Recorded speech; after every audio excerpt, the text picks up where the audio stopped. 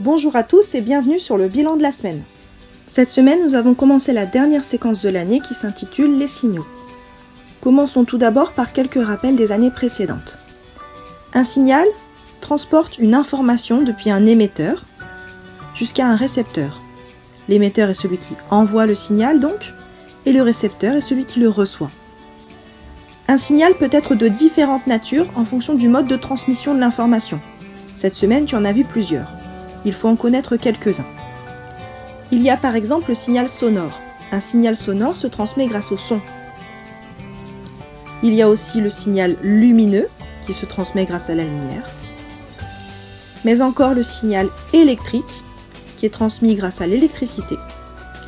Et pour finir, le signal radio qui lui est transmis grâce à des signaux qui s'envoient d'antenne en antenne.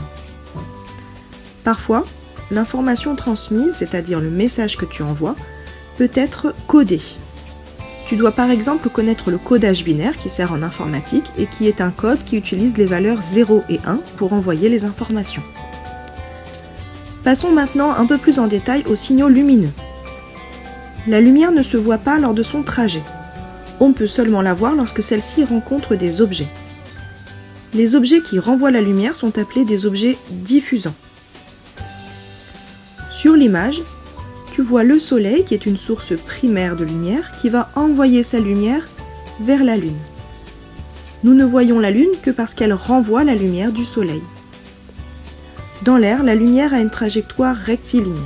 Elle va donc en ligne droite. Pour modéliser son trajet, on peut utiliser le modèle du rayon lumineux. Ainsi, on fera une demi-droite fléchée qui part de la source.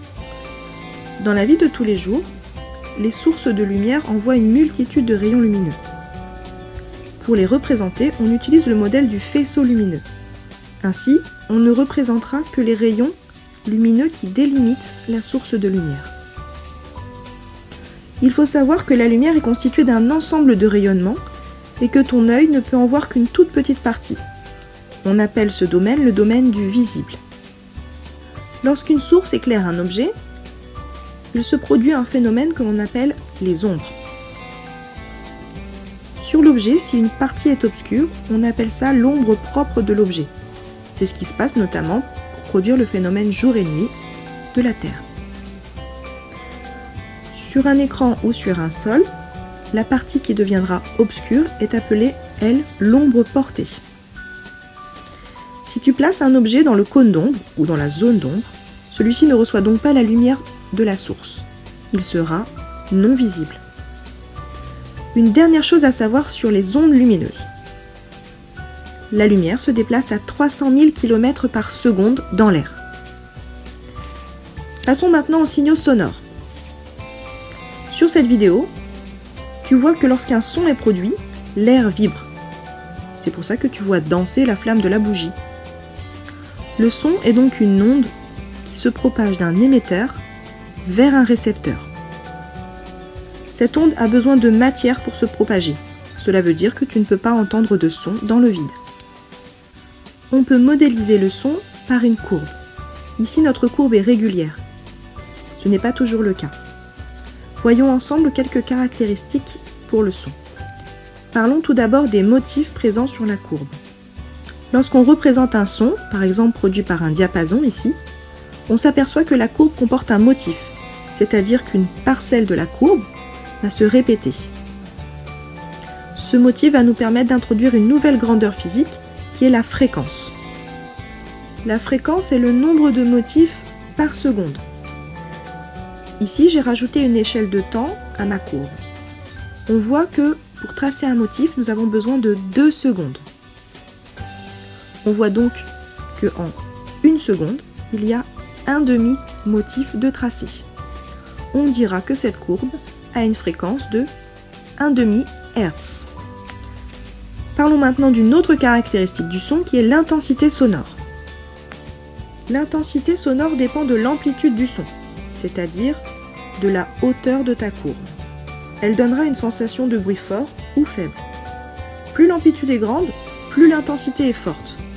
On voit ici que la courbe à droite, d'une conversation normale, a une amplitude plus grande que la courbe à gauche, des personnes qui chuchotent. Autre caractéristique, la hauteur d'un son. La hauteur d'un son est associée à sa fréquence. Rappelle-toi, la fréquence est le nombre de motifs par seconde. On voit ici que les sons graves ont des motifs plus longs à se tracer que pour les sons aigus. Donc, les sons graves ont une fréquence plus faible. Retiens donc qu'un son grave a une fréquence basse, alors qu'un son aigu a une fréquence élevée. Enfin, dernière chose à retenir concernant le son, celui-ci se propage à une vitesse de 340 mètres par seconde. Cette vitesse est donc beaucoup moins élevée que celle de la lumière. C'est pour ça que lorsque tu vois un éclair, tu entends son son en décalé. Voilà, j'espère que tout est clair pour toi et je te dis à la semaine prochaine.